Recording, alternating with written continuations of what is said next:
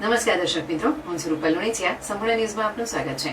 બનાસકાંઠા જિલ્લાના સુઈગામ, ભાભર, વાવ અને થરાદ તાલુકામાં વરસાદને પગલે અસરગ્રસ્ત થયેલ વિસ્તારમાં જિલ્લા કલેક્ટર મિહિર પટેલની આગેવાની હેઠળ વહીવટીતંત્ર દ્વારા રાઉન્ડ ધ ક્લોક કામગીરી કરવામાં આવી રહી છે.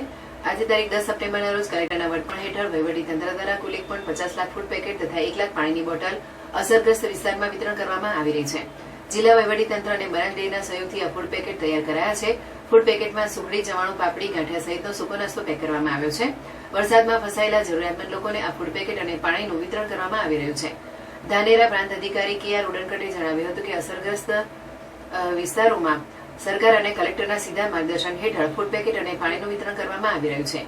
ગઈકાલે 2 લાખથી વધુ ફૂડ પેકેટ અને પાણીની બોટલ વિતરણ કરાઈ હતી અને આજે પણ વધુ 2 લાખ ફૂડ પેકેટ અને પાણીની બોટલ વિતરણ કરવાની કામગીરી ચાલુ છે.